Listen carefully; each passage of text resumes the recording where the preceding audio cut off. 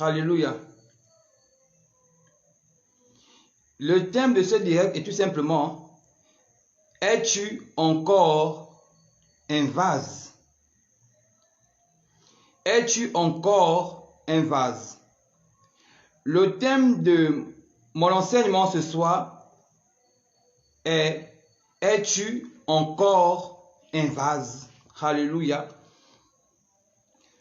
Lorsque l'on regarde le peuple juif, on se rend compte que le vase a été très utile, ou encore le vase est très utile dans la culture juive.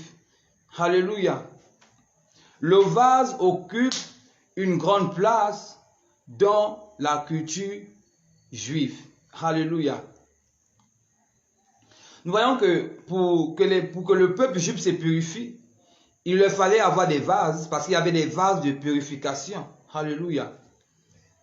Et nous voyons que des vases ont été, ou encore les vases sont utiles dans la culture juive. Alléluia. Il y a tellement d'exemples qui le démontrent. Alléluia. Et ce soir, à cause du temps, je ne pourrai pas aborder tous les contours de mon exhortation ce soir. Alléluia. Mais ce soir, je suis en train de poser les bases. Alléluia. Je suis en train de poser les bases que nous allons étudier, s'il plaît à Dieu, pendant 3 jours, voire 4 jours. Alléluia. Es-tu un vase? Alléluia. Es-tu encore un vase? C'est la question que Dieu se pose ce soir, ou encore c'est la question que Dieu te pose: es-tu encore un vase? Alléluia. Nous voyons que Dieu a comparé, ou encore compare notre vie à des vases. Alléluia. Et nous sommes des vases de Dieu. Amen. Nous sommes des vases de Dieu. Toi, tu es un vase de Dieu. Dans d'autres versions, on nous parle du temple de Dieu. Nous sommes le temple de Dieu. Nous sommes le temple du Saint-Esprit. Alléluia. Dieu prend l'exemple du temple. Dieu prend l'exemple du vase. Parce que le vase, en lui-même, a une grande signification pour le peuple juif. Alléluia. Voilà pourquoi que lorsque Dieu parle de notre vie, il parle de notre vie sous forme de vase, sous forme de temple. On se rend compte aussi que le temple a une grande place dans l'histoire du peuple juif. Alléluia. Et on voit qu'il y a des rois qui ont construit, on parle des rois, on voit que le roi David a construit un temple à Dieu. Alléluia. Et lorsque l'on regarde l'histoire du peuple juif, on se rend compte qu'avant que David construise un temple à Dieu, Moïse avait construit un temple à Dieu. Peut-être pas de la même manière, mais c'était aussi un temple. Alléluia. Dieu a toujours voulu, ou encore Dieu veut toujours habiter dans des temples. Alléluia. Mais la différence, c'est que ce ne sont plus des temples physiques, mais les temples spirituels que nous sommes. Alléluia. Et ce soir, je vais te donner une révélation. Je vais te donner une révélation très utile. Je vais te donner une révélation puissante qui va t'aider à accomplir ta destinée. Alléluia. Je vais te donner une révélation qui va t'aider à te réaliser, si seulement tu crois à ce que je vais dire ce soir. Alléluia. Vous savez, le problème des pharisiens, c'est parce qu'ils ne croyaient pas aux paroles de Jésus. Alors que Jésus a dit que mes paroles sont esprit et vie. Alléluia. Mes paroles sont esprit et vie. Et nous comprenons, si nous prenons le domaine de l'esprit, nous comprenons que pour comprendre les paroles de Jésus, il faut être aussi dans l'esprit. Mes paroles sont esprit et vie. Alléluia. Donc si tu veux comprendre la parole de Dieu, il faut que tu chipes dans l'esprit. Oh, est-ce que je parle à quelqu'un ce soir? Pour comprendre la parole de Dieu, il faut être dans l'esprit. La Bible déclare que ce qui est de l'esprit est de l'esprit, ce qui est de la chair est de la chair. Alléluia. Et en tant qu'enfants de Dieu, nous sommes des êtres spirituels. Et parce que nous sommes les êtres spirituels, nous devons comprendre la parole de Dieu. non seulement physiquement, mais aussi spirituellement. Alléluia. Et je t'invite à comprendre la parole de Dieu, non seulement de manière intelligible, mais aussi de manière spirituelle. Parce que Paul a dit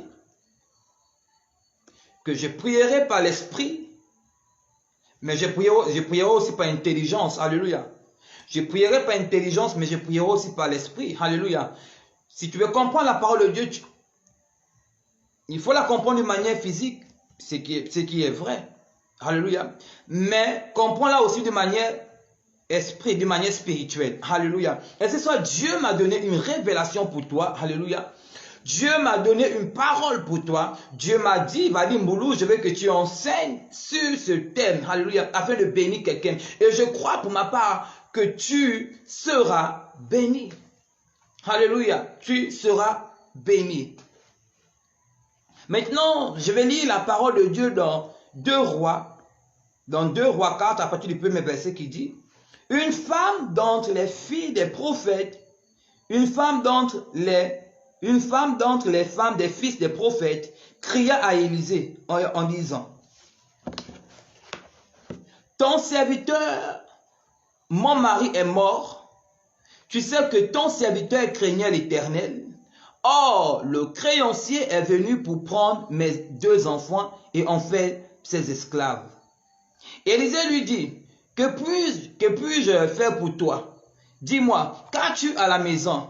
Elle répondit, ta servante n'a rien du tout à la maison qu'un vase d'huile.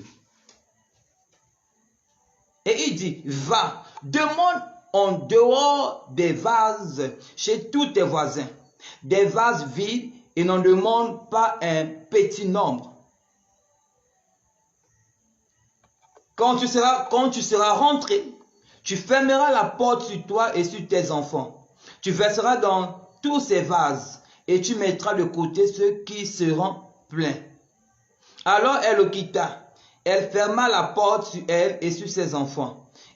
Il lui présentait les vases et elle versait de l'huile. Lorsque les vases furent pleins, elle dit à son fils, présente-moi encore un vase. Mais il lui répondit, il n'y a plus de vase. Et l'huile s'arrêta. Elle alla le rapporter à l'homme de Dieu et il dit, va vendre l'huile et paie ta dette. Et tu vivras, toi et tes fils, de ce qui restera. Alléluia. Permettez-moi de refaire la lecture. Une femme d'entre les femmes des fils des prophètes cria à Élisée en disant, ton serviteur, mon mari est mort, et tu sais que ton serviteur craignait l'Éternel. Or, le créancier est venu pour prendre mes 2 enfants et en faire ses esclaves. Élisée lui dit, que puis-je faire pour toi? Dis-moi, qu'as-tu à la maison? Elle répondit, ta servante n'a rien du tout à la maison qu'un vase d'huile. My God. Et il dit, va demander au dehors des vases chez tous tes voisins, des vases vides, et n'en demande pas un petit nombre. Quand tu seras rentré, tu fermeras la porte sur toi et sur tes enfants. Tu verseras dans tous ces vases, et tu mettras de côté ceux qui seront pleins. Alors elle le quitta. Elle ferma la porte sur elle et sur ses enfants. Il lui présentait les vases et elle versait de l'huile. Lorsque les vases furent pleins, elle dit à son fils, présente-moi encore un vase.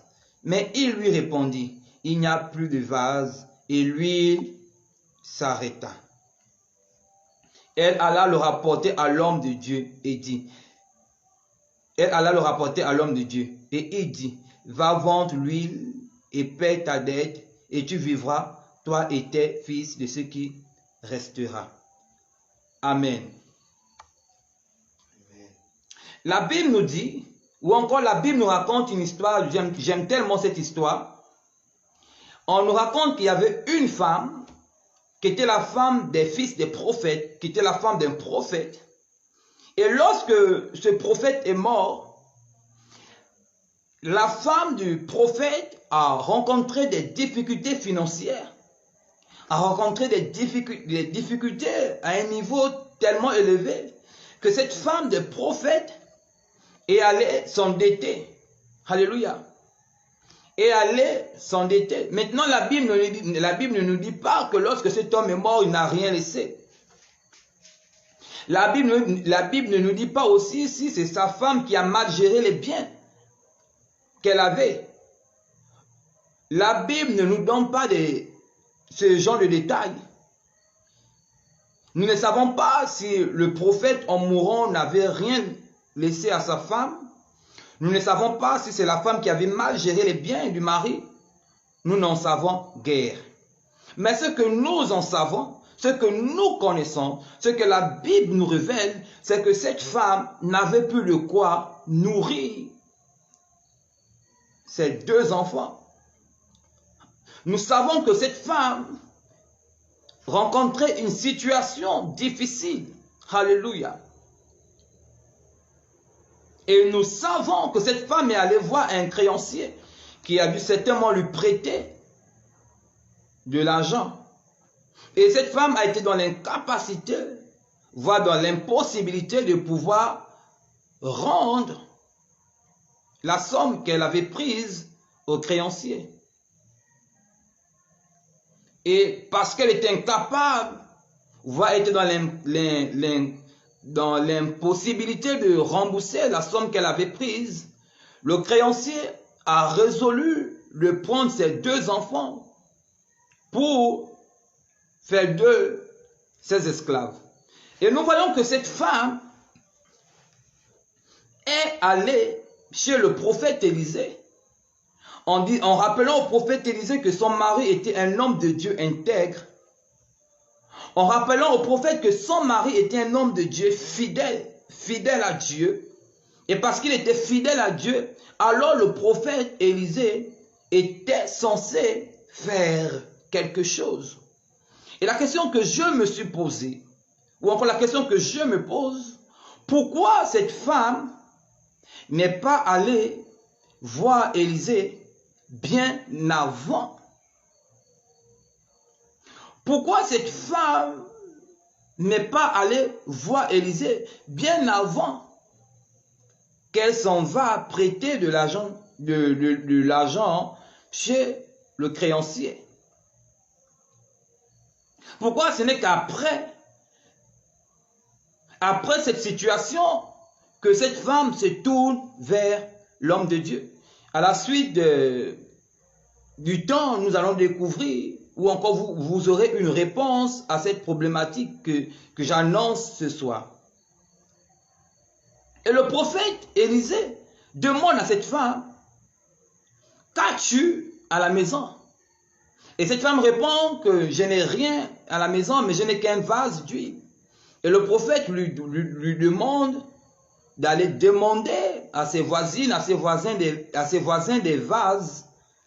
Et le prophète lui donne une instruction en disant que lorsque tu auras des vases, ferme ta porte et le premier vase qui contient de l'huile, verse-le dans d'autres vases et ces vases seront remplis. Et lorsque ces vases seront remplis, va vendre ces vases.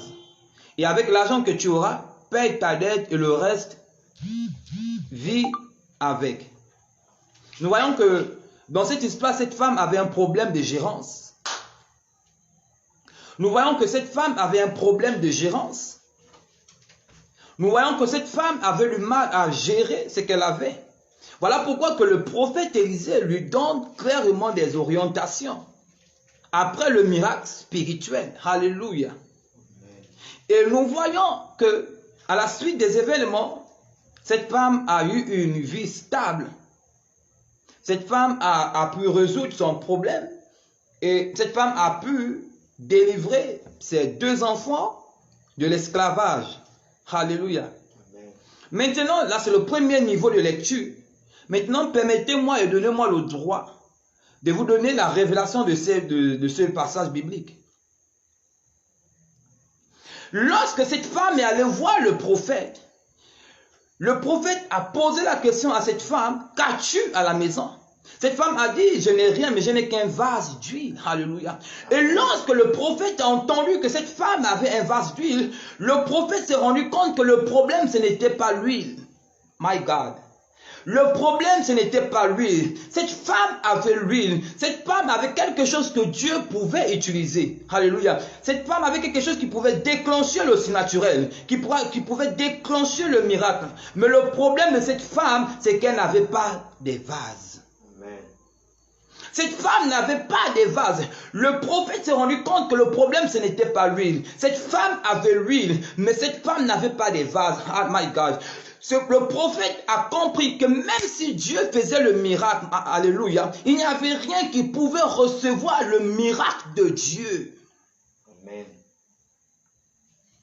Même si Dieu faisait le miracle, parce qu'elle n'avait pas de vase, le miracle n'allait pas être efficace dans la vie de cette femme. Le problème, ce n'était pas lui. Cette femme avait l'huile.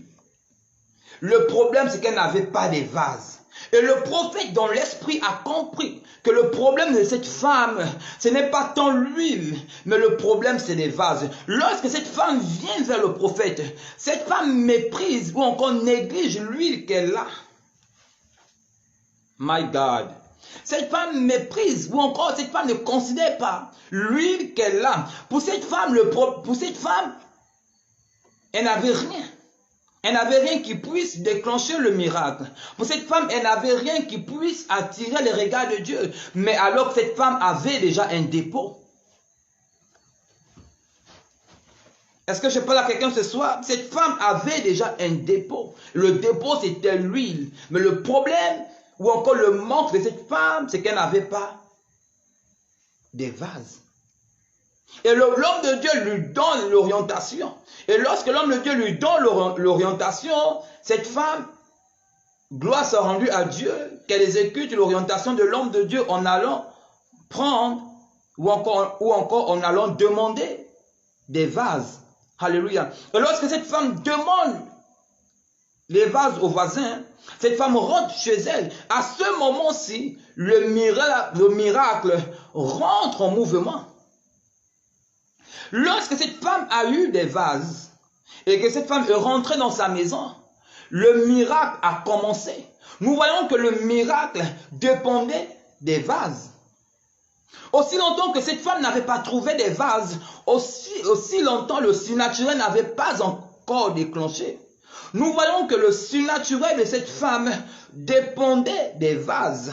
Et lorsque cette femme a eu des vases, et que cette femme a commencé à verser l'huile dans des vases, nous voyons que lorsque cette femme a demandé à avoir encore d'autres vases, et que son fils lui a répondu qu'il n'y avait plus de vases, nous voyons que le surnaturel s'est arrêté à l'annonce du manque des vases. Donc le miracle dépendait du nombre des vases qu'elle avait. Voilà pourquoi que le prophète a dit que l'on ne demande pas un petit nombre, mais demande un grand nombre.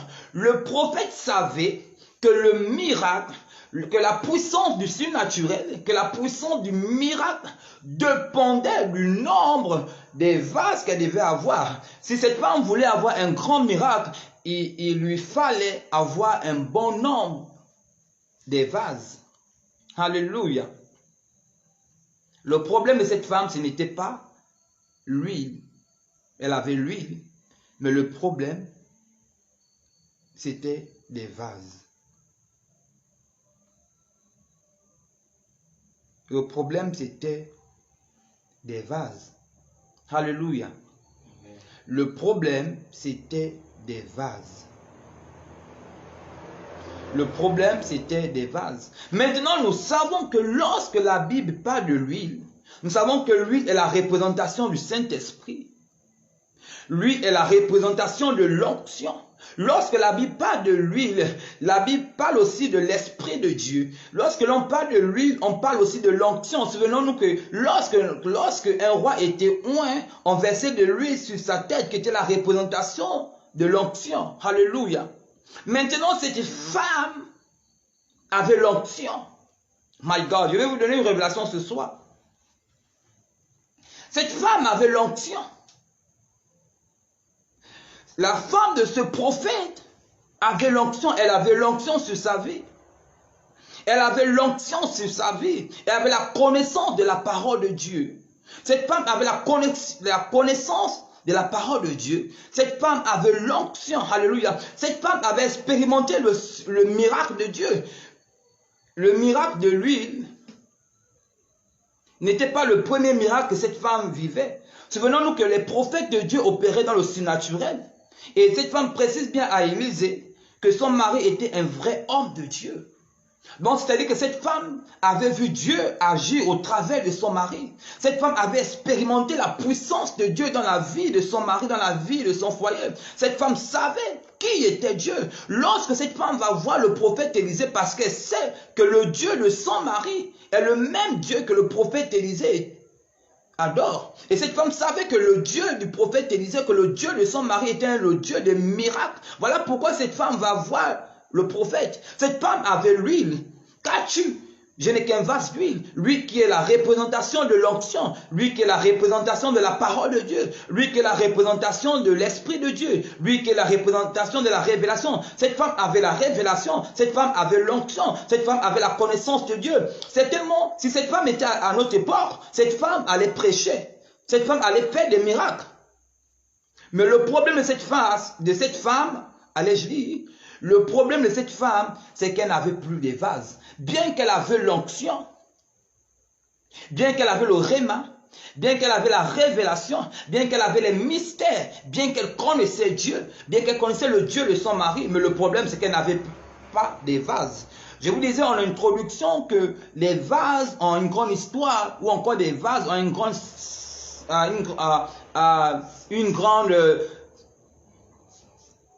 sens dans l'histoire du peuple de Dieu. Nous voyons que les vases ont une grande signification dans l'histoire du peuple de Dieu, dans la Bible. Et nous savons que nous sommes des vases de Dieu. Vous savez, le problème de cette femme, c'est qu'elle n'était plus un vase. My God. Le problème de cette femme, c'est qu'elle n'était plus un vase. Bien qu'elle avait l'onction de Dieu, bien qu'elle avait le réma de Dieu, bien qu'elle avait la révélation de Dieu, bien qu'elle avait expérimenté la puissance de Dieu pendant que son mari était en vie. Mais le problème de cette femme, c'est qu'elle n'était plus un vase. Elle n'était plus un vase. La réalité de la vie l'avait empêché de devenir un vase. Cette femme qui avait l'huile, avait cessé de devenir un vase. Lorsque son mari est mort, cette femme avait cessé d'être un vase. My God. La mort de son mari l'avait emmené à ne plus être un vase. En un mot, cette femme avait perdu la foi en Dieu. Cette femme avait perdu la foi au vrai Dieu d'Israël. Cette femme avait perdu la foi au grand Dieu d'Israël. Cette femme n'était plus un vase. Nous savons que lorsque nous sommes des vases, nous sommes utiles à Dieu. Maintenant, laissez-moi, avant de revenir dans cette histoire, laissez-moi lire dans 2 Timothée 2.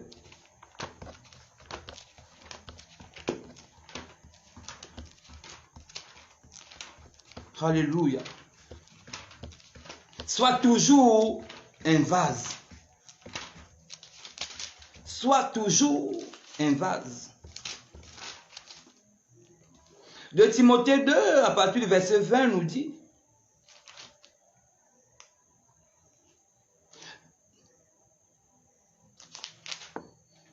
de Timothée 2, à partir du verset 20, dit: dans une grande maison, il n'y a pas seulement des vases d'or et d'argent, mais il y en a aussi de bois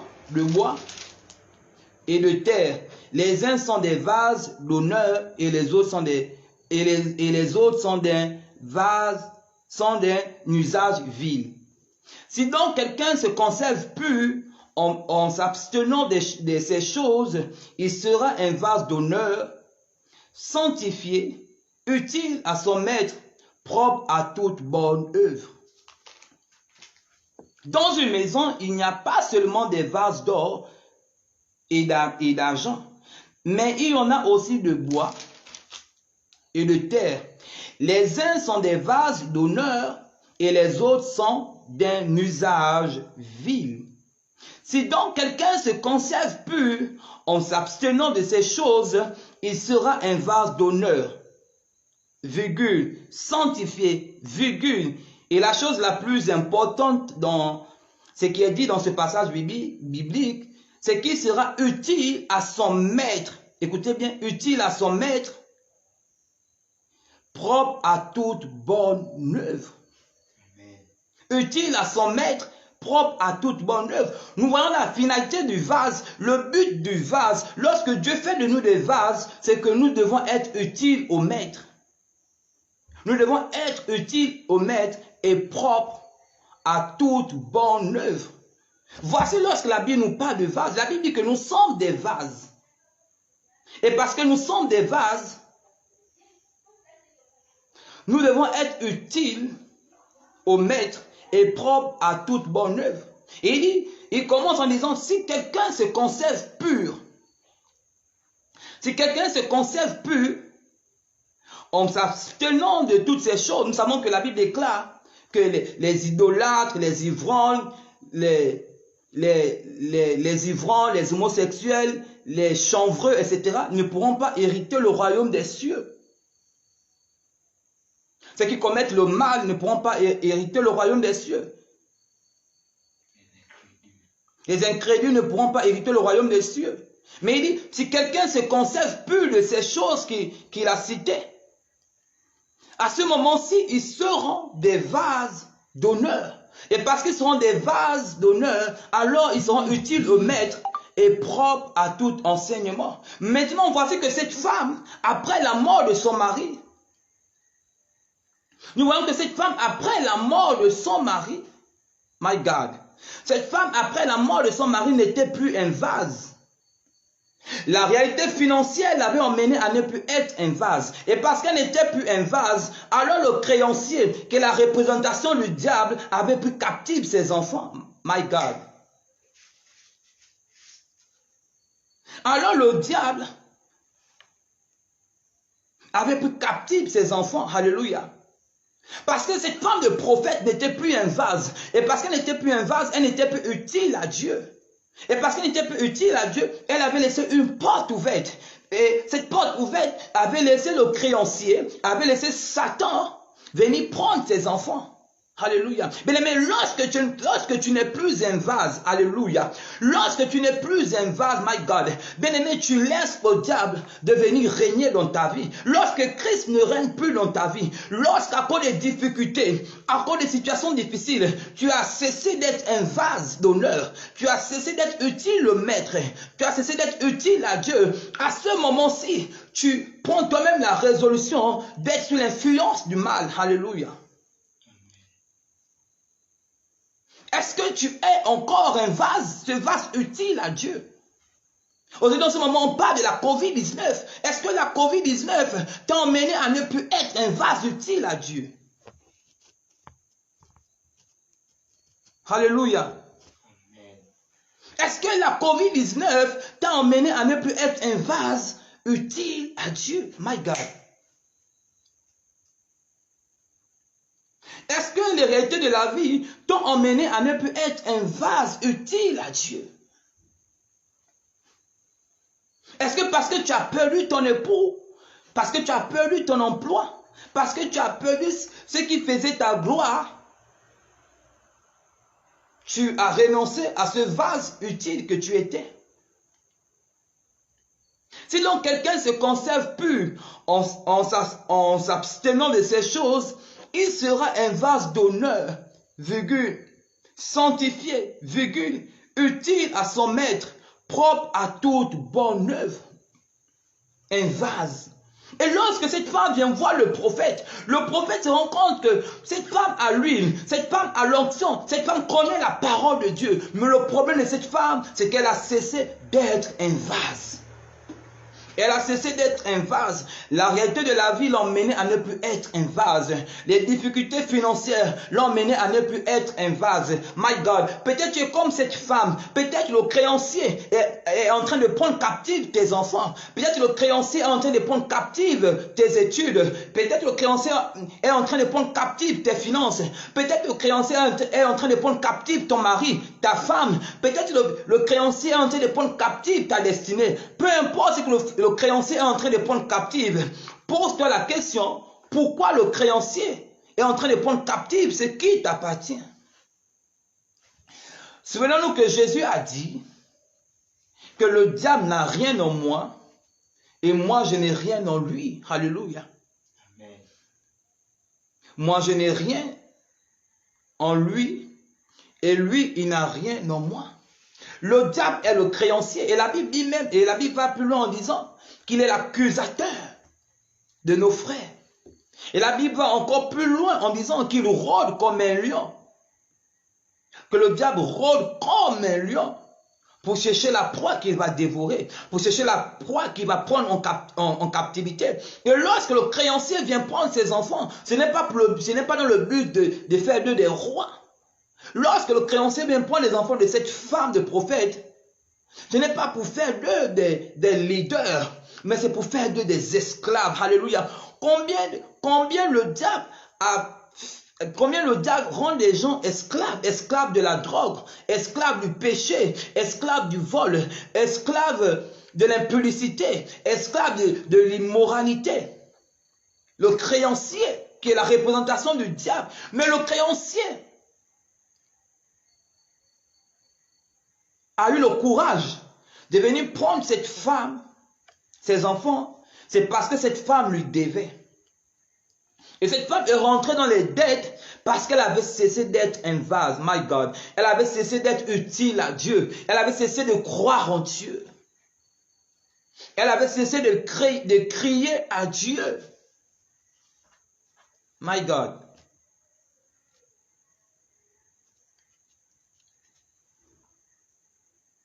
Cette femme avait cessé de crier à Dieu. Elle avait cessé d'être cette femme de prophète. Elle avait cessé de croire au Dieu de son mari. My God. Elle avait encore l'huile. Elle avait l'huile. Et lorsque le prophète lui demande, qu'as-tu? Elle méprise même lui qu'elle a. My God. Lui qui est la représentation de l'onction. Lui qui est la représentation du Saint-Esprit. Lui qui est la représentation de la consécration. Cette femme a méprisé la consécration. Cette femme a méprisé l'onction. Cette femme a méprisé ce que Dieu l'avait donné, my God. Combien de gens aujourd'hui méprisent leur vie chrétienne? Combien de gens aujourd'hui méprisent leur engagement d'autrefois? Parce qu'à cause de la réalité. Souvenons-nous que Paul a dit à Timothée, ne méprise pas le don que tu as reçu. My God. Ne méprise pas le don que tu as reçu. Alléluia. Combien de gens méprisent lui qu'ils ont comme cette femme parce qu'ils ne sont plus des vases. My God. Peu importe la situation, demeure un vase. My God. Parce que si tu n'es pas un vase, le créancier aura le droit de venir prendre.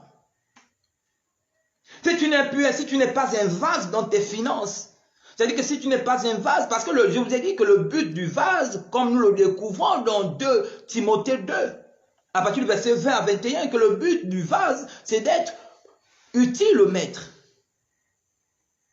Si tu n'es plus un vase dont Dieu se sert dans tes finances, le créancier viendra prendre tes finances. Si tu n'es plus un vase dans la prière, alors tu laisseras le droit au diable d'agir dans ta famille. Souvenons-nous que la Bible nous dit que Dieu cherche un homme qui se tient à la brèche et qui intercède en faveur du pays. Si tu n'es plus ce vase utile à Dieu dans la prière pour ta famille, alors le créancier viendra prendre.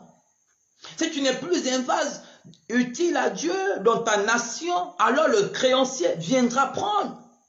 Si tu n'es plus un vase utile dans ton travail, alors le créancier viendra prendre. Il viendra prendre ton travail, il va t'introduire dans le chômage. Alléluia. Amen. vas-tu? Va demander à tes voisins des vases. My God. Va demander à tes voisins. My God. Vous savez, j'aime tellement cette histoire. Il dit, va demander aux voisins. Vous savez, parfois, la communion fraternelle est utile. Il n'envoie pas cette femme aller demander n'importe où. Il dit, va demander à tes voisins des vases. Bien aimé, lorsque tu es conscient, lorsque tu sais que tu n'es plus un vase, lorsque tu sais que ta foi a pris un coup, ne t'isole pas, va vers tes frères. Va te frotter à leur onction. Va te frotter à leur vie, afin de redevenir un vase. Est-ce que je parle à quelqu'un ce soir? Il dit, le prophète Élisée lui dit, va demander à tes frères des vases. Et lorsque tu auras des vases, rentre dans ta maison. My God, le prophète était en train de dire, va te connecter à la foi des autres. Va être en contact avec les autres. Et lorsque tu deviendras un vase, reviens dans ta maison, apporte ces vases dans ta maison. Alléluia. Lorsque tu sais, bien aimé, parfois il faut être vrai avec soi-même. Lorsque tu es conscient que tu n'es plus un vase pour Dieu, lorsque tu es conscient que tu n'es plus un vase utile à Dieu, lorsque la prière devient difficile pour toi, lorsque ta foi en Christ devient difficile pour toi, lorsque tout est compliqué pour toi, au lieu d'être seul, va te frotter à l'onction des autres, va te connecter à l'onction des autres. Et lorsque tu seras connecté, lorsque le zèle des autres, lorsque la foi des autres va t'impacter, reviens dans ta maison. Ici, lorsqu'on parle de maison, ici, ce n'est pas seulement la maison physique. Ce n'est pas seulement la maison physique. Mais la maison peut se représenter le champ de mission. Lorsque tu auras assez d'onction, lorsque le feu du zèle de l'évangile des autres t'auront impacté, emmène ce zèle dans ta maison. La Bible dit, souvenez-nous que la Bible dit que je vais paraphraser, que par la foi de quelqu'un, il peut sauver toute sa famille. La Bible dit que crois au Seigneur Jésus et tu seras sauvé, toi et ta maison. Amen. Alléluia. Lorsque tu auras assez de foi, lorsque les autres t'auront assez impacté, ramène ce zèle dans ta famille. Et lorsque ta famille sera impactée, ne limite pas seulement à ta famille, va dans la rue. Amen. Alléluia. Va dans la rue. Impact. Impact. Alléluia. Alléluia. Impact.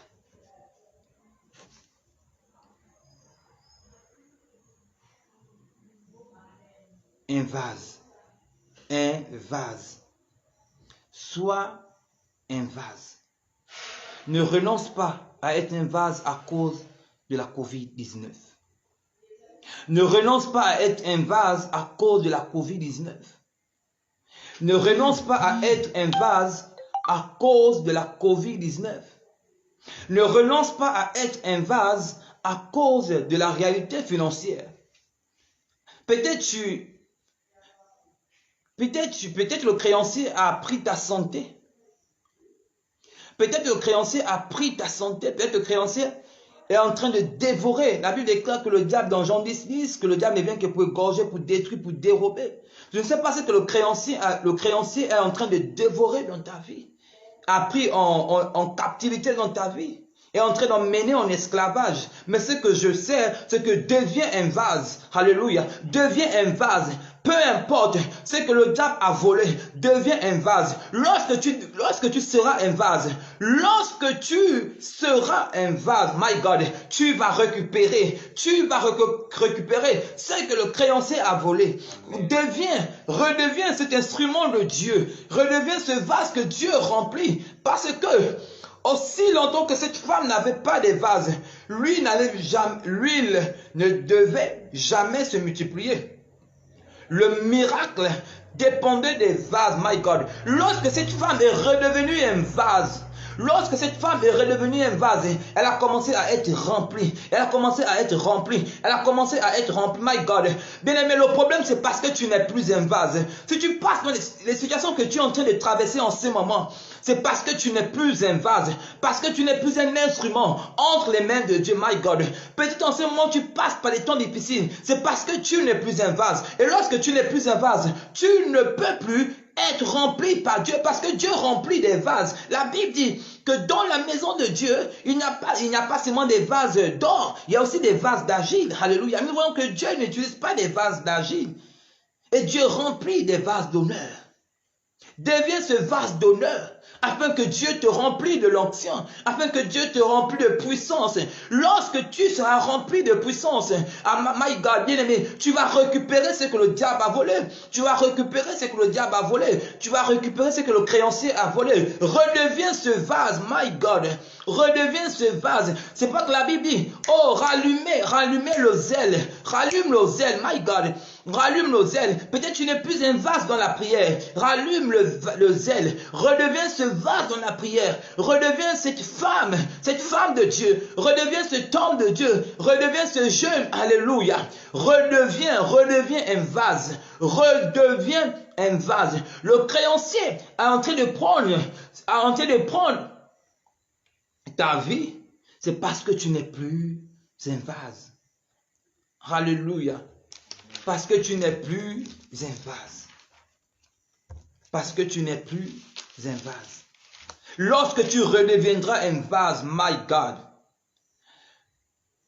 Lorsque tu redeviendras un vase,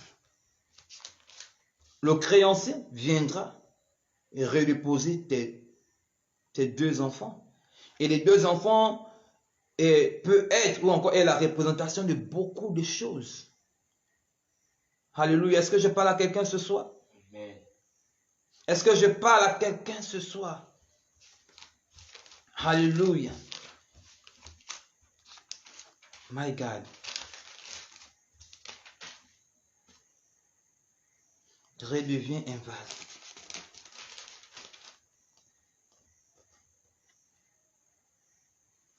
Maintenant, dans 1 Corinthiens 3, à partir du verset 16, il est dit, ne savez-vous pas que vous êtes le temple de Dieu et que l'Esprit de Dieu habite en vous? Ne savez-vous pas que vous êtes le temple de Dieu et que l'Esprit habite en vous? Maintenant, je vais vous donner la version Valardi Mboulou. Ne savez-vous pas que vous êtes des vases de Dieu et que l'huile de l'Esprit de Dieu habite en vous? Je vous redonne la version Valardi Mboulou. Ne savez-vous pas que vous êtes des vases de Dieu et que l'huile de l'Esprit habite en vous? L'huile de l'Esprit habite en vous. Si quelqu'un détruit le temple de Dieu, Dieu le détruira, car le temple de Dieu est saint et c'est ce que vous êtes. Alléluia. Si quelqu'un détruit le temple de Dieu, Dieu le détruira, car le temple de Dieu est saint et c'est ce que vous êtes. Maintenant, laissez-moi encore vous donner la version Valardi Mboulou. Si quelqu'un renonce à être le vase de Dieu, Dieu le détruira. Car le vase de Dieu est saint et c'est ce que vous êtes. Je l'aurais dit. Si quelqu'un renonce à être le vase de Dieu, Dieu le détruira. Car le vase de Dieu est saint et c'est ce que vous êtes. Je crois que ma version vous a éclairci l'esprit. Alléluia. J'ose croire que la version que j'ai donnée, qui vient de moi, a pu éclaircir ce que la version de la Bible dit. Alléluia. Si quelqu'un renonce à être un vase, Dieu le détruira. Alléluia. Dieu le tournera le dos. Lorsque tu n'es plus un vase de Dieu, lorsque tu n'es plus un vase que Dieu remplit, lorsque tu n'es plus un vase que Dieu utilise, my God, lorsque tu n'es plus un vase, lorsque tu n'es plus le temple de Dieu, lorsque tu n'es pas le temple de Dieu, lorsque tu n'es plus le temple de Dieu, parce que le temple de Dieu est censé être habité par l'Esprit de Dieu. Le vase de Dieu est censé abriter l'huile de l'Esprit de Dieu, l'huile, l'onction, alléluia. Mais lorsque quelqu'un décide lui-même de ne plus être un vase, combien de gens sont en train d'abandonner la foi à cause de la crise due à la COVID-19? Oh, est-ce que je parle à quelqu'un? Combien de gens sont en train d'abandonner la foi à cause de la COVID-19? Combien de gens ne prient plus comme avant? Combien de gens, chaque jour, renoncent au vase qu'ils étaient? Alléluia. Quelqu'un me disait,